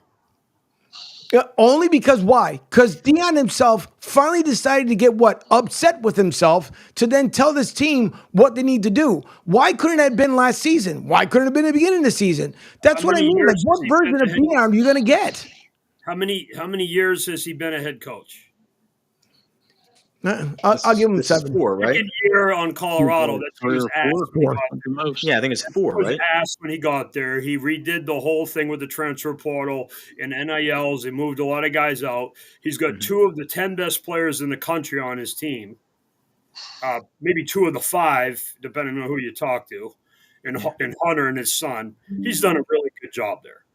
I don't care if people like him or not. It's the same thing with the guy who just got elected president. If you do the job, you're good. I don't care if you like me or not. I don't care. I didn't love Belichick 6 days a week, but I liked him when we were playing. So just it's get things done. The world is not a popularity contest. It's go out and do it. Is he loud? Does he do stuff? Yeah, he also generates excitement and money. That's why their games are on TV all the time. It's the lesson of Ric Flair, and I tell people this all the time. You come to watch me kick ass or get my ass kicked. I get paid no matter what. It's just the way it works. Okay. And just, whether you love me or not, you're listening to what I have to say. Kids of my generation grew up with Howard Stern. Now we got Joe Rogan. It's the same concept. He's interesting. Well, about 30 years ago, I don't know if anybody knew this, but Deion recorded a song called "Must Be the Money." So right, must be the money. Bottom line is money. Like you guys say, it's all about money. Yeah, and I think what's going to draw everybody in. It's going to make money. I think the point that Angel's getting to, and we all want to again do things the right way, but the graphic and the blueprint for doing things the right way has completely been rewritten. Yes. That's, getting your hands dirty, foundation up, blah, blah, blah, blah, blah. I mean, if you turned around to Cincinnati and said, hey, look, you got Burrow, you got Chase, I'm going to go get you another stud wide receiver, a defensive lock. You're going to get 1 championship out of 10 years, these guys' whole career, they would take it in a heartbeat. I mean, Philadelphia, not for anything, but we're living off a championship from 2017. Before that, it was back in the 60s before it was really all put together. Yeah, but the thing of it is, how many owners are only in it for the money, and how many owners want to win championships? Mm-hmm. Well, I think that's the thing. First group. Yeah. It's very true. That's why when Angel and I were talking, I'm talking about Steve Cohen. Steve Cohen wants to win the World Series. Yep. Right. He doesn't need to. He's got more money than God. He doesn't need to make money off. That's the difference.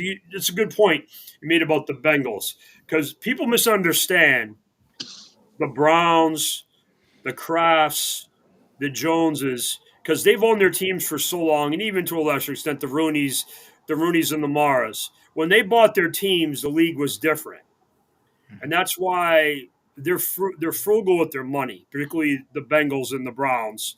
I mean, the Bengals and the Patriots, and to a lesser extent, Jerry Jones. If you don't believe me, look at Jerry Jones's cash spending. It's like in the bottom of the league on his roster. So these guys came in with fiscal responsibility, no Netflix, no DirecTV, none of this other stuff. So there's all this new money out there. And to Stan Kroenke and the guys who own Seattle and a lot of these other big money teams, it's new revenue to them, so they just spend it. It's like a tax write-off. Even here in Detroit, Mrs. Ford, she inherited a team from her family. It's a family-owned operation, like the Mars and the Rooneys with the Giants and the Steelers. So everything's different. Then you have, the Packers they're owned by the fans and all this other stuff. But the league is different. The new Commanders owners who took over for that clown Snyder. That's another example of a new progressive type of team. But it is what it is. Mr. Laurie's pretty good. He's a good owner. He is. He spends, but he came in right after Mr. Kraft. So he's. Right. He wanted to buy the Patriots. Old school and new school of owners, but Kraft, Jones, the Browns, they're used to the old methods, and it's why the league is kind of different. And hey, the Bengals have been to 3 Super Bowls. People forget that. Yeah. I want to get hang on Fiji for a second because I want to get Joey B's comments here. He says, CU fan base definitely laughing at Prime and the circus, even though they are winning. Boulder is a rich town, bandwagoners. It's entertainment. The show will be over in about 2 years. Then he follows up with, here in Boulder, there are a lot of people who don't like the Prime show, but they know it's a wave to ride for a few years, and then it'll be over. And Penguin AZ follows up with Packer owners here. Go, Pack, go. As we'll see what happens with the Packers. But go ahead, Food, you were saying? I know. I forgot what I was going to. No, I was going to say, really, it doesn't matter if the Cowboys are bad or good. They're still going to be, as they always were called, America's team. They're still going to be put out there no matter what it is. The Ric Flair comment I made. Yeah. Right. Yeah, I think one of the biggest things. Media circus, as long as Jerry Jones is there, or you put Joe Blow out there, it's still Dallas, whether they win Super Bowls or whether they suck. They're still the Dallas Cowboys. Yeah, I think one of the biggest social experiments and events that we've been through with the 2020 pandemic and across the world, we saw that you could come out real quick, flash in the pan, make a boatload of money, and then just disappear in anonymity. But yet people are still going to go back and say, hey, where did the XYZ person go? Where did so-and-so go? They made me laugh for this little point, blah, blah, blah, blah. Now this person, they hit their 15 minutes, they took their money, they put it away, they're living their best life, but you're still coming back to look at them or to find them for things that are now almost 5 years old, right? So that mentality has pushed itself into business, especially of sports, in sense that I can put out a good team real quick, make a lot of money, maybe I hit the jackpot, win a championship, and then I can go away. Now, the owners, obviously, they've got this, perpetuity in it, and they're going to keep building and keep making and keep building and keep making. But the process to actually, I'm going to draft a kid, and he's going to be my cornerstone. We're going to build on him and blah, blah. The business of it is moving so fast that it's not an efficient way to get to your end goal. When I can just capitalize now, and when I'm done, guess what? I'm going to cash out. I'm still making here, living my best life. Well, how about Angel? I just wanted to make one more point. How about Wayne Huizenga when he in the Florida Marlins? Blockbuster. 1997 and 2003, won 2 World Series titles. Brought in all the big names of baseball at the time and had a fire sale. Yep. And they continue to have a fire sale. So it hasn't changed yet. They keep doing the same thing year after year. Joey B makes a really good comment here because is Mike Norvell to be fired at Florida State, Prime would take that job before any NFL job. Prime to anywhere in Florida equals his home and where you're going to see long term. Now that I would believe. I think if Mike Norvell, which he probably is going to get fired, because even Prime has said it. He's mentioned that he would, whether it be in the Gators, at FSU, he would take the job down here. He definitely would end up doing it. So I believe I'm in agreement with Joey B said there that to me, he would take that FSU job. And you talking about resurrecting a team back to greatness. Then, because I'm not taking anything away from. I don't want to seem like because I know people are going to send messages. Oh, you're just a hater. I'm not hating on anything. To me, you're just a hater, Angel. Just what? You're just a hater, Angel. Yeah. Hater. It's just, it drives me bananas with this whole thing that he's like the end all to be all to everything. But to me, I think he would have more success at FSU and then leading that team back to where he would like them to be. So anyways, moving on from that one, as we're going to be taking a quick commercial break here momentarily, but we're going to be doing our picks here. Beef, I know you end up rolling out usually about 12 o'clock here on a Friday. I'll stay. I'll be with you. I'll stay. All righty. So I'm going to go into our next commercial break here before we get into our weekly Friday NFL picks. Gaslam guy may be calling in shortly, so I'll let him know exactly when the picks will start. So we'll take our next commercial break here. Don't forget to visit the website, sr1029thegame.com. You guys can check out the content that's there from the different shows. Let's chat with Cat and Pat, obviously Jonathan Marshall in the Marshall podcast. Along with, obviously, the shows that have aired throughout the day. You guys can always go back and catch a replay. USF content. There's a lot that goes on there at sr1029thegame.com. Not only that, but you can also download the app directly from the home webpage. If you look for it on the Apple or the Play Store. You will find the old one. So that's why I always ask everyone to go directly to the website where you will find the app directly from there. So when we come back, we'll get into our NFL picks. Don't forget, you can also text and call the show at 727-858-6650. 727-858-6650, and leave your comments on the social medias as Joey B, Penguin AZ, and Rick Marcus have done, and everyone else. We appreciate you as always. You are listening to Martinez Company on the Coastal Sports Network. Hi, folks. This is Gerard Moynihan of Moynihan Lumber, and I would like you to know that our company has been selling Anderson windows for over 60 years. See the complete line of Anderson windows at any of our 3 locations in North Reading, Beverly, or in Plastown, New Hampshire, or at MoynihanLumber.com. What's up, Southwest Florida? Jim and the Beef Guy here. Fort Myers, we answered your call. We're pumped to announce the opening of our second location. It's on 41 just north of the Edison Mall. And guys, nothing's changed here. The beef, the sausage, the breaded steak, our Maxwell Polish. Now serving you in 2 locations, Fort Myers and Bonita Springs. And don't forget, if you're having a party, check out our catering menu. Hey guys, when you're at the counter, don't call it gardenia. It's pronounced Chardonnay. Phil Castanetti, Sports World in Saugus, Massachusetts, is New England's place to buy or sell the finest in sports memorabilia. For over 35 years, Sports World has offered the finest in sports collectibles. Last month, you might remember Tim Thomas, legendary Bruins goalie, returned on October 5th. What a turnout it was. And now a new event coming up. On Saturday, November 30th, it's Willie O'Ree, yes, the original Jackie Robinson of the National Hockey League. He'll be signing autographs to the public, $25 each. There'll be photos, pucks, and cards available. Phone orders are welcome. Just call 781-233-7222 for more information. Sports World in Saugus. Be there.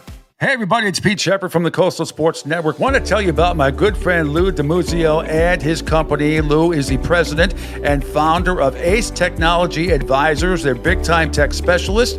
At ATA, they're able to craft, implement, and manage the best and most appropriate solution for your business. They leverage their industry-leading experience and their portfolio of technology partners to improve your best practices and infrastructure. So you can get a hold of them at 888-599-4223. That's 888-599-4223. Check them out on their webpage, www.acetechadvisors.com.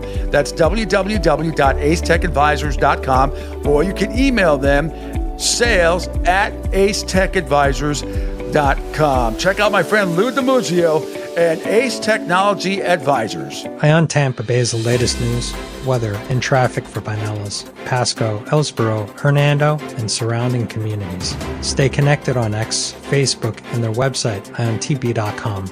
Ion Tampa Bay keeps you informed on breaking news as it happens. Southwest Florida's newest game in town. Sports Radio 102.9, the game powered by Ion Tampa Bay. We'll be right back.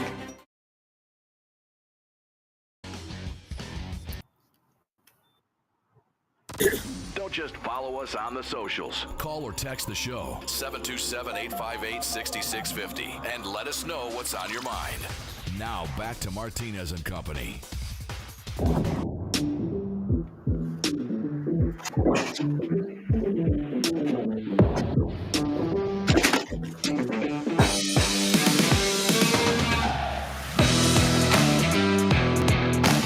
All right, welcome back as we're coming up closely to the end of the show here. We thank you all and appreciate you all tuning in, and thank you from everyone around the world that listen to the show, view the show. It is always greatly appreciated. I am humbled by you guys coming back week after week as the network continues to grow and we continue to get better here as much as we possibly can. All right. Don't forget, you always call or text the show at 727-858-6650, 727-858-6650. Mike Fuji still here with us on the line as we're getting ready to do our Friday football picks. Capstone Guy might be joining his momentarily. So these, normally I have them lined up for everyone, but this will be definitely on the fly. And I thought I saw it. Oh, boy. Joey B says, when Dungy Dad is like E.F. Hutton, when he talks, people listen. That's an oldie. That's an oldie. Just to let people know. Those are Take all my stocks, so not quite. But there you go. So there you go. Oh, that's it. That's definitely no one there because who in the world would see that one? All right. It's like a Lee Iacocca. Jesus, man. Talk about another one. That's another one to throw back with. All right. First game on the slate for the weekend. I'm not even going with the Sunday game. For those who don't know, New York Giants play the Carolina Panthers out there. Why? Yeah. Is that you breathing people hard? in Europe don't like football. They're going to watch this and want to kill themselves. So it's gonna. Better off watching paint dry. That's what I thought. Food. Daniel Jones over 2.5 touchdowns. Yeah. The season or in the game. Let's go for the game. He's on a roll.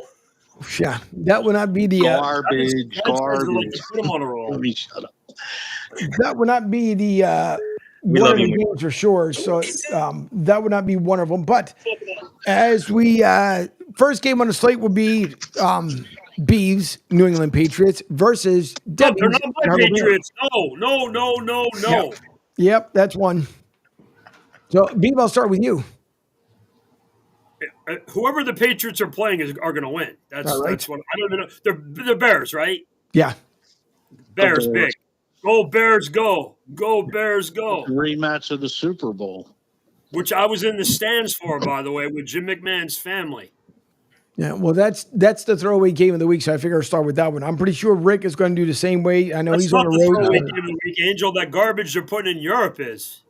That's why it's in Europe. I know. Well, unfortunately, more points in that game than some of the soccer games. The soccer games this weekend in Europe. There be some more points in the soccer games than the Giants Carolina game. It's gonna be like 3-2. Could be a good possibility. Duncan, Dad, I'm assuming you go with the Bears. I'm gonna go with the Bears. All right. And then I know Penguin AZ. I'm quite sure it will almost be locked in as well for that one. So I'm going to give them the Bears. All right. Second game of the week. This one we can assume you're taking the Bears too, right? Oh yeah, I'm taking the Bears for sure. And Fuji's got the Bears too, right? Yeah, Fuji's got the Bears. Obviously, Debbie will have the Bears. And then you'll let me know as far as you have no choice but to have the Bears too. Yeah. Second game of the week here. No. Penguin wants to go with the Pats. I'm sorry. I forgot. No, he probably will. I forgot. He's a Packers fan, so he will not go with the Bears. Never take the Bears. Yeah. See, I forgot. I apologize, Penguins. Yeah, I forgot. Green Bay fans do not root for the Bears and vice versa. So, all right, I forgot. Let me scratch that one off. I'll give him the L already with the Pats. But you know what? He will turn around and make a monkey out of all of us. Nonetheless. All right, the second one, what I think is it'll be a little bit intriguing as KC's continue to find ways to win. The next one coming in will be Denver and Kansas City as the party line continues to grow. Rick Marcus and Gaston Guy joins us here on the line. But before I get to those guys and their picks, matter of fact, since Rick joins us and Gaston Guy, thanks for joining us here. It is quickly getting chaotic on a Football Friday, but number one, Gaston Guy, missed you on the show here. What say you about the Bears and Pats? I'm going with the Bears. All right. So GPG. And then Rick, thanks for joining the show as well. I know you're on the tarmac. I say that, lightly, but what say you as far as the Bears in New England? The Bears. All right. Which that's one I gave you earlier on. Okay. Moving on. Next one here will be Denver 5-4 against Kansas City, who are 8-0. Kansas City continues to find ways to win. Bo Nix and Sean Payton not looking too bad. I will start with Duncan Dad. Denver, New England. Denver and Kansas City. Love what Denver's doing, but we're playing in Kansas City. Got a couple of days rest here for Patrick Mahomes in the leg. Give me the Chiefs. All right. Beeve? State Farm there, Kansas City. Denver. Gotcha. All right. Never, ever. Kansas City. Rick, what say you? It's Beeve. I say State Kansas Farm. City. Kansas City. All right. GBG? As much as I hate to say Kansas City because of that game on Monday, I think Kansas City will win with some help of the refs. That's nothing new. Fuji. I'm going to go against. Hold on, Fuji. Hold on for a second. Do I need to get you an air tank? You. Me? Yeah, with your deep breath coming in. My fault. I wasn't aware of it. I'm going to go against the grain here. I mean, No, Denver's. All right, I know they got blown out by Baltimore, but I'm They going got to beat by 500 last week by Baltimore. Yeah. So which one you going with your Fuji? I'm going to go with Denver with the upset. All right. It could be. It's a shot in the dark, but what the hell? No, it is. This Kansas City team has to lose sometime. Right. You're Won't be absolutely this right. week, but they will. It could be. Unfortunately, they're playing not saying that they can't lose in Kansas City, but Andy Reid has also, it's rare that he's lost the game after the Monday Nighter. And with that, I will also go with KC. Yeah, but when you start getting a little cocky get too big for your bridges, hey, there's always a clunker in there somewhere. That's why they got the refs, Fuge. So if they get too big-headed, they can just call on the refs out. Hey, sun shines on the dog's ass some days. Yeah, I mean the Ravens didn't get any calls last night either in that effing game. But please, I'm going with the Broncos. Somebody just did another cocoa butt upside Joe Burrow's head, and they didn't call a penalty. All the penalty on Jasicki too. They could have called. He only got tackled by 4 guys. All right. Well, since Fuji, you seem to be on a roll, how about next game here? Next matchup would be the Redskins versus the Steelers. That's a great game, actually. I want to go Pittsburgh. I think their defense just stops Jaden Daniels and crew. Why not? It's one of the better defenses in the league. All right. Tomlin's a tactician, so hey. GBG, but the party line continues to grow as the Penguin AZ joins us as well here on the line. Let me make sure that everybody gets back on here because I want to make sure that everybody's here on the party line. So, Penguin AZ, first of all, thanks for getting up super early out there on the West Coast. The left coast, I'll have to say all the time, but and I appreciate, of course, always the comments and you jumping on with us. So, obviously, you already chose New England because you're not going for, and I forgot. I apologize about the Bears. Then you had never root for the Bears. No, but I understand it. What I guess to get kind of somewhat caught up here, Denver, Kansas City. Which one did you have? I'm gonna go with Kansas City. Okay.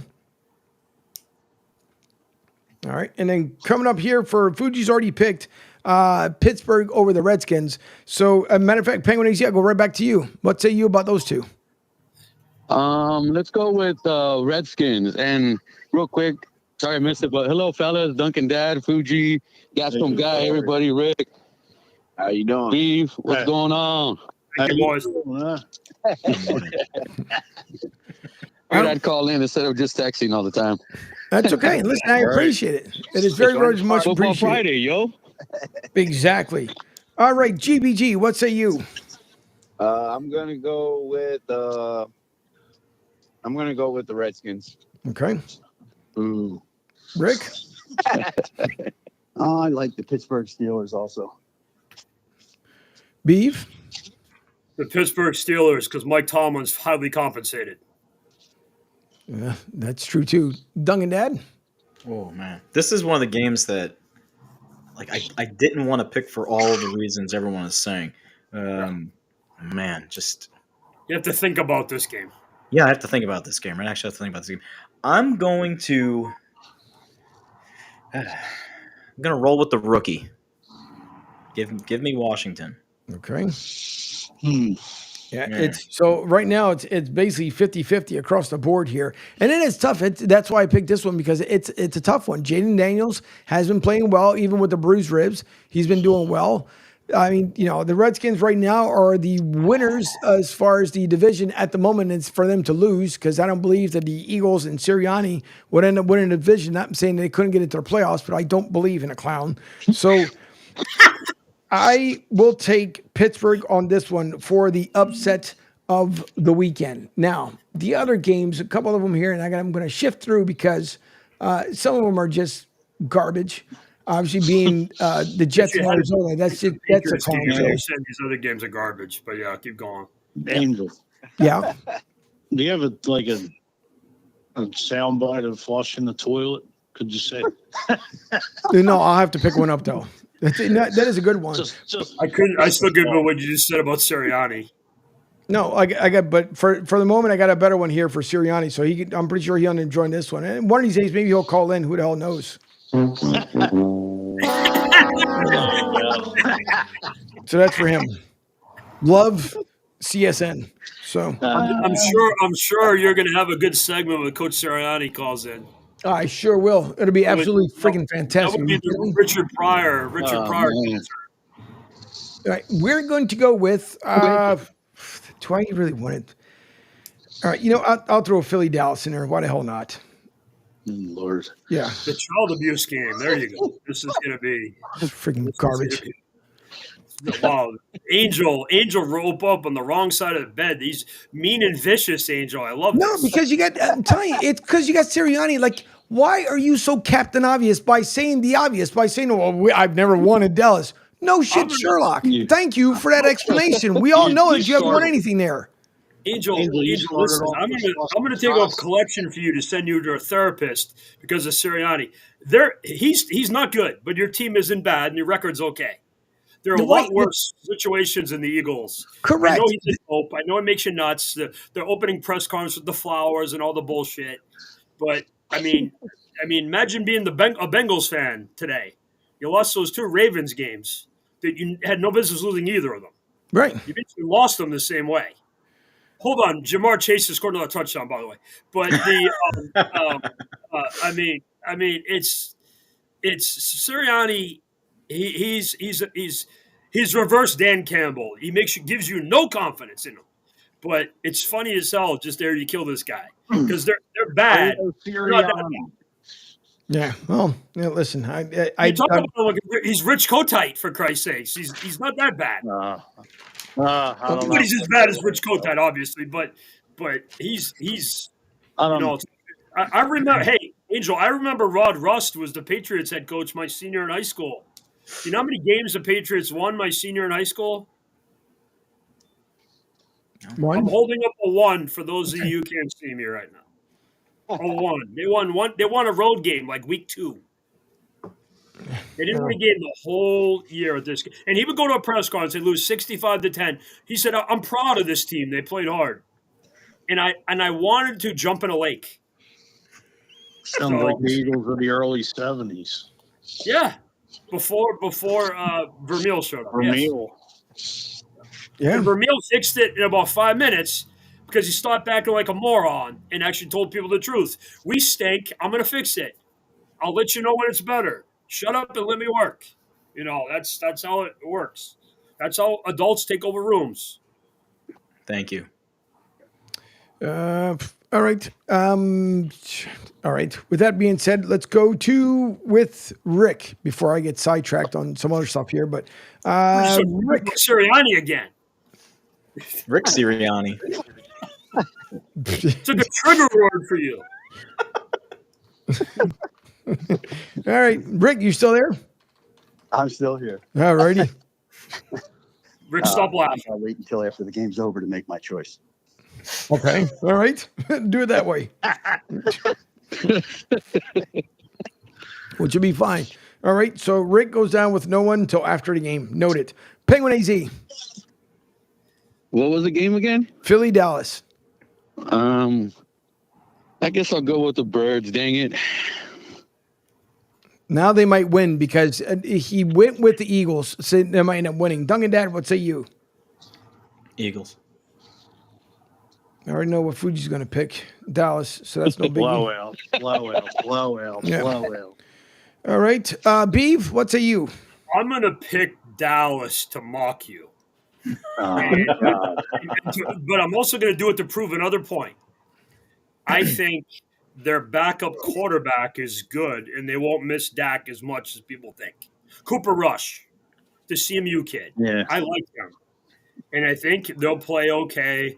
And I think you just talking about this earlier, some guys with letdowns. I think the Eagles will probably sleepwalk through this game thinking their bowling pins flying in. And Nick will be singing songs to them and telling them how nice everything is, talking about flowers and things. And something funny might happen and Dallas can win. I don't believe any of this what I'm saying. I'm just doing this to I know. I'm doing this to make Angel think. Reverse psychology. Okay, that's good. I don't pick Dallas because I can't freaking stand them, so that's going to be an automatic one for me when it comes to the Eagles because I can't. Just a obliterating mess, anyways. And Dallas, we all know this. It's nothing new. GPG, what say you? Angel, we got him with Sirianni's triggered him. It's so awesome. Angel's on fire today. He's become Bobby the Brain Eden on WWE. I want this. I want that. Because I can't stand it. It's like the teacher telling you, did you learn something? What the hell did you teach me? That's the whole thing. Kids go to school today and the kids teach themselves because you get the freaking teacher pay their salary. So what did we learn today? We learned that you know nothing. What's next? I mean, come on. It's the same way with Sirianni. With that being said, GBG, what says you? I'm gonna go with B. I think the Cowboys pull it out. By your tongue. All right. Well, you know what? That's the last appearance by GPG on the show, but that's We okay. realized that was both of you there just to piss Angel. But hey, maybe we'll be right. All right. We'll see. All right. Well, Next game. like this. I can go out with this one here, but we have to do because this should be another good one. Tampa needs to win. They've been so close now, 2 weeks in a row. San Fran, Tampa Bay, GPG, I will start with you. Well, yeah, I'm like you, Angel. I can't bet against the Bucks. Yeah, like you can't against the Eagles. So I'm gonna go with the Bucks. I think if they can, McCaffrey's coming back, right? Yep. Yes. I think if they can keep McCaffrey in check, I think they got a fighting chance. Baker's awesome. He's a gunslinger, man, and he brings so much energy to that locker room. It's tough to watch them lose games like they did with Kansas City, man. But I think they're coming along. I think they pull this one out. All right, Fuji. I'm going to go against the grain and take the Niners. Okay. Sorry, fellas, for the Bucks fans there. Rick, there's all one. Not everybody listening and watching. Rick, what do you got? I think I will also go with GPG and take the Buccaneers. I think it's their turn to win. All right. Penguin AZ out there from Arizona. I think I'm going to go with Rick and GPG and take the Bucks. Since the Packers can't be able to beat the 49ers, maybe the Bucks can. Go Bucks. All right. Yeah. That's a good point. Duncan Dad? Oh, tough. Baker's banged up a little bit. McCaffrey be back. This is more of a must-win game for San Francisco than it is Tampa. It's a separation game, yes. Yeah, it's a separation game for them, and they're getting their player A back, right? So I think based on that alone, I think if Tampa had full complement of wide receivers, I might lean towards Tampa because they'd probably be more of a rhythm. But this is the turn the page, just turn the page, right? This is the turn the page game for San Fran. It's either going to a nightmare story or it's going to, okay, we have a little bit of hope, a little bit of this going forward. And I don't think it bothers them much coming into Tampa to play this game. So I'll take the 49ers conservatively. All right. So you just sold me on the Bucks. You just sold me on the Bucks with everything you just said there. To me, I heard BUCCANNEERS. I can't stand that chant. I think it's the only thing I can't stand from the Bucks. Tampa. That one I do like when I yell Tampa and then Bay, but I can't stand. It's like you go to the stadium, you hear BUCCANNEERS. Come on, man, stop it. But I will go with the Bucks. I think Baker Mayfield has to win, and I think the good mojo vibes from the Navy midshipmen playing USF at Ray J, being the weekend that what it is. I think that is going to rub off. USF wins. Tampa Bay wins, and I think it'll be good for the region because Lord knows the Lightning could not pull it together last night, but the Flyers ended up taking and defeating that one. All right, so we got, 5 games in a slate, and I always do a bonus one here. Do I want to do the best Angel, of the you didn't have me pick the game. You didn't ask Beef. This list, okay, here's the toss-up. All right, pull this one out of your cowboy hat because I want to hear this one. Okay, so I win no matter what in this game because it involves the two most important people in Beef's world. I'm going to go with the 49ers. And All right. because I think the Buccaneers are going sideways. This goes back to the first Atlanta game. They've lost some really tough games. The injuries, the attrition at wide receiver and other positions have caught them. And I think the 49ers are going to start to elevate, Okay. as Duncan Dad said. Like this is a team now where like you have to be on notice if you're the other teams in the NFC. Well, They've I mean, sort of also, they've I think waited, the right? Rams are about to do the same too. I think the Rams Yep. are about to blow up. Mm-hmm. All right. True. Okay. By the way, I just got an update. There will be no the drive with Q this afternoon. He got, like I said, listen, he's been working his butt off doing boxing. He calls some great matches. So I don't. He hopefully will be back come next week. But I know they have been calling him like a madman, and God bless him because he does such a phenomenal job with the boxing call. So if you guys are gonna be listening for the drive with Q, I know Jerry from Rhode Island, and I know GPG likes to listen in, and other folks as well. So he will not be on this Friday. He'll be back hopefully come next week. He will let me know as he is traveling all over the place. So I just want to be sure I updated everyone early here. Okay, so do I go with the best of the worst possible pick for our bonus pick, or screw the Jets? I'm not even going with them clowns. That's another stupid show. You What know did what? they do to Angel today? Angel is the devil. This is unbelievable. It is. What's been hijacked? What happened? We're gonna get the blubbering nonsense when it comes from freaking Aaron Rodgers. Mean, nasty Angel. Can I Yeah, go to heaven? No, go away. What is it? I mean, what happened to you? It's just, listen, certain things just trigger it, and one thing is You got Nick nonsense. Sirianni's name, and you go in the roid rage. It's like Hulk Hogan. What you gonna do when Macho Man comes for you? I mean, it's like Angel just lost it. What's happened to you, man? It's okay. It's the weekend. Listen, it's Veterans Day weekend, so I'm not upset. I'm just I'm more happy than anything else. Awesome. It's cool. It's like evil Angel. Do you watch Ted Lasso? Yeah. You're led Tasso today. That's a good point. I'll take that one. Joey B says Q is stuck in Connecticut and Martha's estate. It could happen. Everybody knows he's got the hots for Martha Stewart. So listen, so when he writes Angle, that's one of our and Mickey has not tuned in a while. I know Mickey hasn't been feeling well. So Mickey, if you're out there, we appreciate it. We love you, buddy, because I know he hasn't been feeling well as of late. But usually Mickey's the one that spells my name incorrectly, throws Angle instead of Angel. But I'll go, you know what? I'll go with another rematch here. We'll go with the Sunday nighter, Detroit versus Houston. So that's a good one. It's coming up here on Sunday night. So Beef, I'll start with you. Lions. Lions. All right. Big. Duncan Dad? Yes, I'm going to take the Lions on the road for the W. The defense is better. Nico Collins just got cleared off of the IR, so expected to be back, but didn't practice yesterday. Probably not going to practice today. Game time stuff. I know that they want him to play in the big shiny lights or whatever, but Houston, come on, Houston. This is like your franchise wide receiver. Unless he's 100% ready, good to go, and that hamstring is not tight. No. So I'll take Detroit. Okay. Let's go with GBG. The Lions also. All right. So GBG is going with the Lions. Rick? I'll take the Lions also. I just want to wish everybody a great weekend. I must go now. I have to prepare for the Navy midshipman coming in on a Southwest flight. All right. Thank you, sir. Rick, we appreciate your service as well out there with the airlines. So thank you so much and be safe out there. Take care. All right. Penguin AZ. I'm going to go with the Lions too. I'm going to go with the Lions. This might be a clean sweep across the board here. Let's see. Well, Duncan made a good point about Nico Collins. It completely changes their team. He did.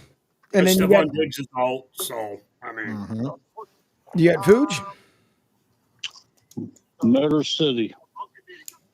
All right. So he is going with Houston. Gotcha. Angel's back. So this one would definitely be a clean sweep across the board as they went with Detroit. All right, so recapping here quickly before we start heading off for the weekend. New England, the only one that went with them was obviously Penguin AZ for rightful purposes because he is a Packers fan. Go Pack Go, so he's not going to go with the Bears. I apologize for that one earlier.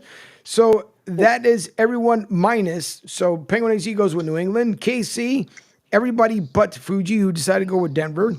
You got Pittsburgh, Washington, which basically came out, a little 60-40 here. You got Fuji, Rick, Beeve, myself with Pittsburgh. Washington was with Penguin AZ, GPG, and Duncan Dad.